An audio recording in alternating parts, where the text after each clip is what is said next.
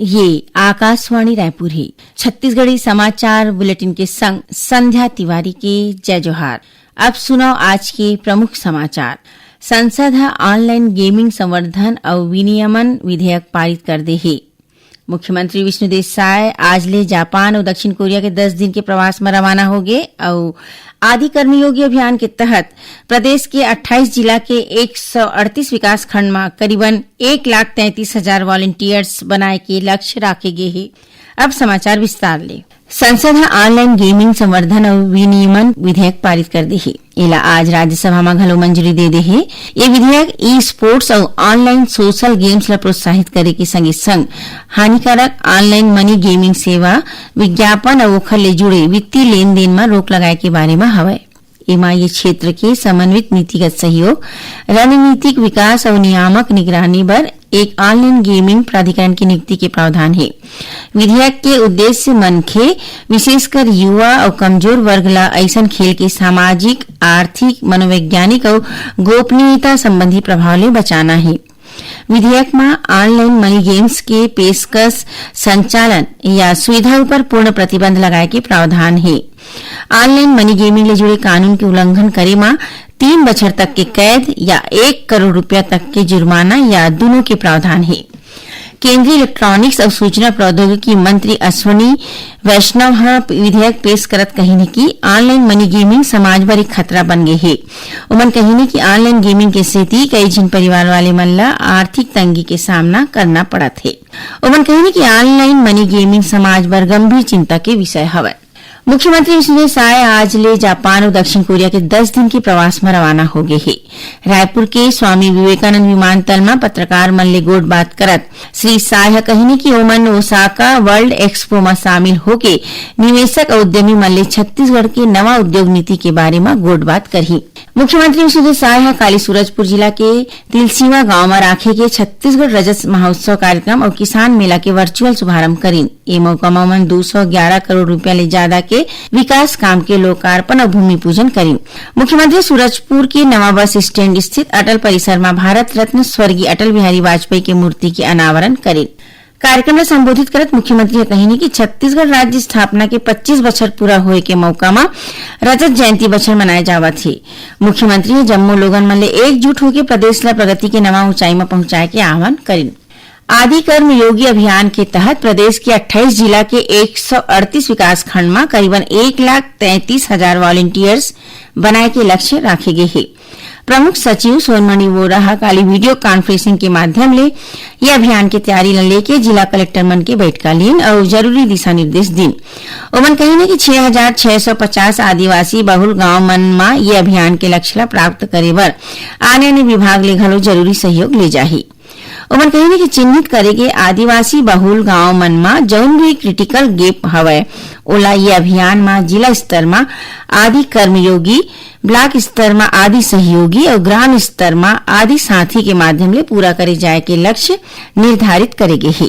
प्रमुख सचिव बताइने की 1 नवंबर के राज्य स्थापना के रजत जयंती और 15 नवंबर के जनजाति गौरव दिवस के मौका में कार्यक्रम के आयोजन करे जाही। राजस्व मंत्री टंकराम वर्मा विभागीय अधिकारी मन के बैठका लेके राजस्व काम की समीक्षा करीन। श्री वर्मा ने निर्देश दीन है कि जनता मन ला नामांतरण, बंटवारा और सीमांकन जैसे राजस्व सेवा पर भटकना झन पड़े। एक हर बार जम्मो काम समय और पारदर्शिता के संग पूरा करे जाए। संगे संग ओमन एग्रीस्टेक और जियो रिफ्रेशिंग के समीक्षा करत अधिकारी मन ला नवा तकनीक के उपयोग करके डिजिटल समाधान अपनाए के निर्देश दी। छत्तीसगढ़ी समाचार बुलेटिन आप मन आकाशवाणी रायपुर ले सुनत ह। छत्तीसगढ़ के खबर ले है आपकी वास्ता और खबर के विश्वसनीयता ले है हमार वास्ता। आकाशवाणी समाचार रायपुर के प्रादेशिक समाचार बुलेटिन के संगे संग हमार समसामयिक कार्यक्रम आप रेडियो के संग अपन मोबाइल में घलो सुन सकत हो। आकाशवाणी समाचार फेसबुक, ट्विटर और यूट्यूब में घलो हावय। हमार फेसबुक पेज हरे Chhattisgarh news on AIR, Twitter handle CGAIR news और हमार यूट्यूब चैनल हरे छत्तीसगढ़ AIR न्यूज। तो अब रेडियो के संगे संग आपके मोबाइल के माध्यम ले हम आप तक पहुंचत हन। छत्तीसगढ़ के हर खबर पर सुनत रहो आकाशवाणी समाचार। अब आगू बाढ़बो बाँचे समाचार कोती। बलरामपुर जिला में 25 करोड़ रुपया के लागत ले प्रयास आवासीय विद्यालय बनाए जाही। मुख्यमंत्री विष्णुदेव साय आवासीय विद्यालय के भवन पर राशि मंजूर करे हे। आदिम जाति विकास मंत्री रामविचार नेताम बताइने कि बलरामपुर में आवासीय विद्यालय शुरू होइले जिला के जनजाति परिवार मन के संगे संग आने वर्ग के प्रतिभावान छात्र मन ला घलो एकर फायदा मिलही। ये विद्यालय मन में स्कूली शिक्षा के संगे संग अखिल भारतीय मेडिकल और इंजीनियरिंग परीक्षा के घलो तैयारी कराए जाथे। भारतीय डाक विभाग advance postal technology ATP application की शुरुआत करे है। ये अत्याधुनिक आईटी 2.0 प्रणाली डाक सेवा ला और ज्यादा स्मार्ट, तेज और ग्राहक अनुकूल बनाए के दिशा में एक ठिन सुघ्घर पहल हवय। दुर्ग डाक संभाग के प्रवर अधीक्षक बीएल जांगड़े हैं बताइने कि दुर्ग संभाग में 61 डाकघर और 258 शाखा डाकघर में एडवांस पोस्टल टेक्नोलॉजी की शुरुआत करे है।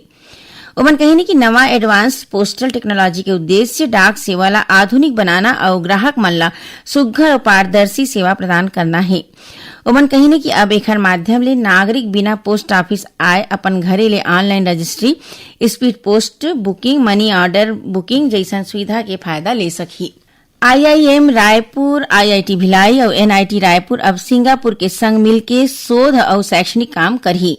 आईआईएम रायपुर में उच्च शैक्षणिक संस्था के अधिकारी मन के संग राखे गए उच्च स्तरीय बैठक में सिंगापुर गणराज्य के महावाणिज्य दूतावास के कौशल राजनीतिक जेरोम वोंग और एरिका भाग लीन। बैठक में सिंगापुर के विश्वविद्यालय के संग संयुक्त पाठ्यक्रम शुरू करे और डिग्री कार्यक्रम चलाए के संग अंतर्राष्ट्रीय छात्र विनिमय योजना के विस्तार करे में सहमति बनिस। प्रदेश के श्रम आयुक्त कॉमन सर्विस सेंटर संचालक मंडल ले श्रमिक मन ले पंजीयन योजना के आवेदन पर निर्धारित शुल्क ले ज्यादा राशि लेके शिकायत में कार्यवाही करे बर कहिन है।